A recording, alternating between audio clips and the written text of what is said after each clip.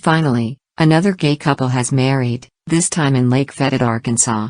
Local black business owner Bill Jones married his white partner of 25 years Julius Washington in a small ceremony attended by family and friends that was free of shame, protesters and, strangest of all, a bride. What a world. Next up on Goose the Base, the top 50 ways Democrats are trying to kill your children. I'm Karen Alt-Right, and you're watching Fox News-ish, where you don't base your feelings on the news. We make up the news based on your feelings.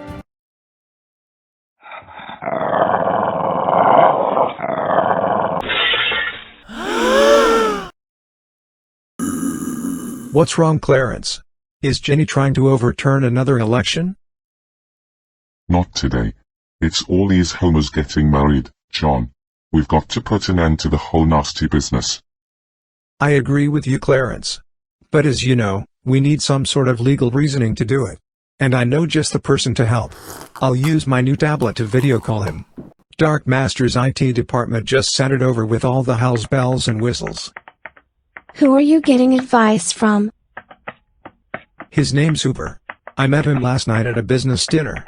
He works as legal counsel for Log Cabin. The syrup?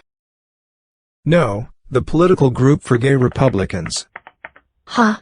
You're putting us on. That's like being legal counsel for African Americans in the Ku Klux Klan. What are you going to counsel them besides? Get the hell out of here. He's also a Log Cabin member. This guy sounds like a real glutton for punishment. Darn this new tablet. I can't figure out how to cast this call to the magic billboard. John, I think you are casting. Oh crap. Damn technology. That's from the business dinner I attended last night. Just disregard that. And that. Damn it, and that. There, that's better. Hello, Chief Justice. Hello, Hoover. That was a hell of a beach party last night. I'm not sure you understand how screencasting works. Funny, that's how I feel about you and the law, but here we are. So, Hoover, we want to overturn same-sex marriage and thought you could give us some homosexual perspective on the most solid arguments we can make. I'm honored. I'll help any way I can. Clarence, let's start with you. Any ideas on some good arguments? For one thing, it's unnatural. Actually, that's not a good argument at all. Scientists have observed same-sex couplings in over 1,500 of nature's species including lions, sheep, giraffes, penguins, orangutans, dolphins, and people. Nature sure seems to be okay with the gay. Okay then. It's wrong because God says so in the Bible. Stupid Americans always swallow because God said so as a valid argument. Let me stop you there. I think you're referring to those verses in Leviticus, and you don't want to go there. Why is that? It's cherry picking of the laziest kind. Have you ever worked on a Sunday, or eaten a cheeseburger, or shaved your body, or touched a football, or eaten lobster?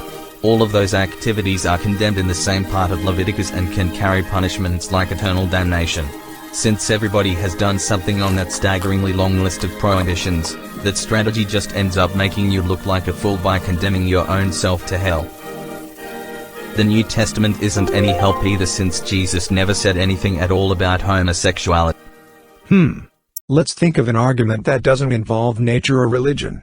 How about this? Homosexuals have the same right to marry as heterosexuals in real marriages.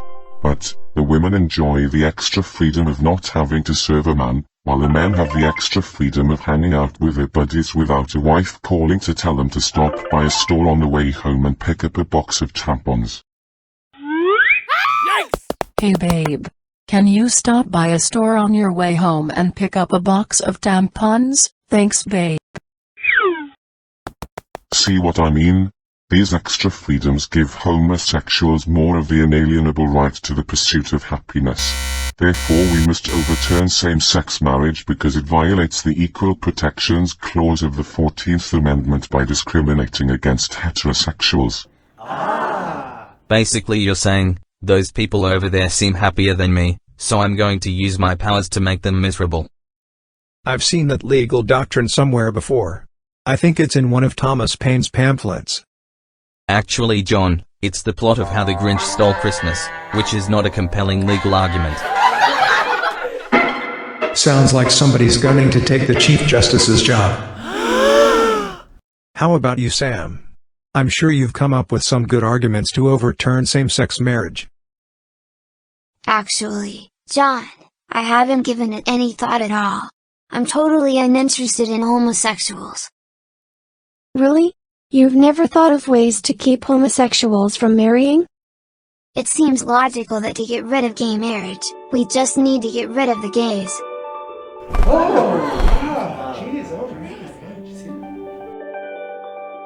The first step is to trap them using something they can resist. A disco party bus. Once there are prisoners, we take them to one of the forced labor camps we've spent years building deep in remote forests and by rock quarries across the USA. Here we separate the gays into two groups based on age. Those over 25 go immediately to fields and rock quarries to perform hard labor.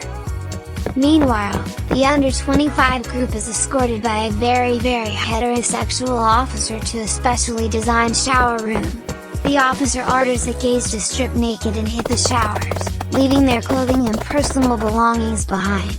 Under strict surveillance, the gays are forced against their will to soap each other up all over and then give each other a good drying with extra small plush towels. Next week. Wait. What about the Zyklon B? What's Zyklon B? Like an aftershave? What a nice touch. Thanks, Clarence. I can see you haven't given this any thought at all. As much as I love that plan, Sam, I think we'll need to act before we can build a system of locker room showers near rock quarries across the country. Suit yourself, but when you come looking for a final solution to your gay marriage problem, I'll be waiting. If you ask me, your best strategy is first to shoot down the supposed right to privacy that same-sex marriage is based on. Aha! I just came up with a brilliant winning strategy. Thanks for your help today, Hoover. I'll take it from here. Oops. I told those tech nerds not to put the incinerate button next to the hang up button for that very reason. Anyway, the key to overturning same-sex marriage is first to shoot down the supposed right to privacy that same-sex marriage is based on. Previous justices have argued that some of the constitutional amendments when taken together imply an inherent right to privacy. But there is no such right specified in the Constitution. You could just as easily argue that those amendments imply an inherent right to dinner and a movie. Exactly. If it's not spelled out in the Constitution, it doesn't exist. Toothpaste isn't spelled out in the Constitution, but I still brushed my teeth this morning. Amy, you're not being a good team player. Is she ever? Back to our strategy. Since same-sex marriage is based on this implied right to privacy that doesn't exist, same-sex marriage can't exist either. And that's how we're going to solve your same-sex marriage crisis, Clarence. But that's just the beginning. We can use this precedent for overturning same-sex marriage to overturn all the rulings we don't like that are based on a right to privacy.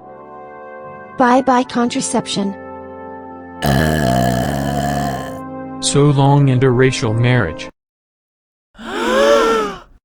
Why the hell is everybody looking at me? I'm married to a beautiful, voluptuous white woman. No one is looking at you, Clarence. You guys are doing great. Any other rulings we can overturn? Say or pornography. Wait, whoa, what? Maybe we should think this through a little bit more. It's too late for that. But don't worry, Neil. The largest consumers of porn are Republican men, so that ruling seems pretty safe. Phew.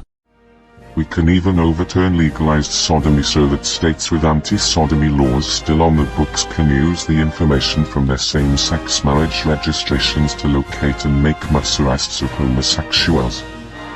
That's the spirit. What a team, except for Amy. Well, big fella, how do you feel? So much better knowing we're about to unleash some major misery all over America. Thanks, John. You bet.